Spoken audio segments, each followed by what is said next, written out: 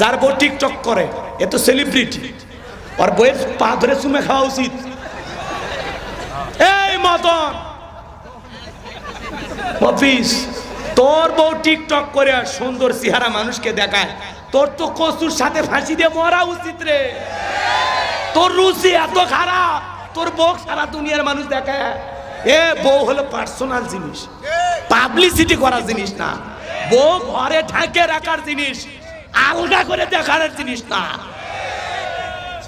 অসভ্য কোথাকার। ভালো হয়ে যা, ভালো হয়ে যা। বইয়ের ছবি ফেসবুকে ছাড়ে, এর চাইতে পাগলা আছে? যারা বইয়ের ছবি ফেসবুকে ছাড়ে এদের রুচিতে দুর্ভিক্ষ করছে, এর মগজে কুত্তে পেশাব করছে।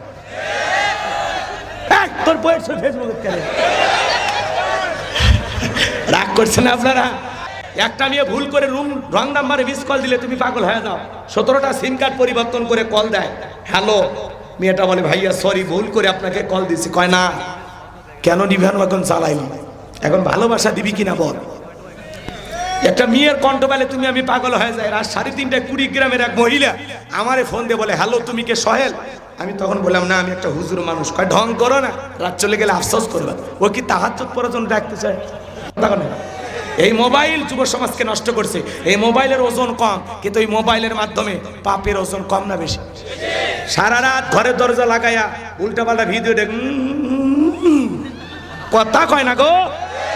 মা বাপ যখন দরজায় নক করে, বলছো কি করিস, বাংলাদেশে যুদ্ধ হয়েছে 1971 সালে, তখন পড়ার ভান করে। আবার যখন মা বাবা চলে যায়, আবার ল্যাপের ভিতর কম্বলের ভিতর কথা কয় না। বগুড়ের ছেলের অবশ্য টাচ মোবাইল কিনিনি, এরা ভালো। এই মোবাইল যুব সমাজের চরিত্র ধ্বংস করছে। প্রত্যেকটা মা বাবার উচিত ছেলে মেয়ের বিবাহের আগ পর্যন্ত কোনো ফোন দেওয়া, আর দিলে বাটন বাটন, এটা কথা কন নাকি আপনারা? কারণ মোবাইল যুব সমাজের চরিত্র ধ্বংস করছে।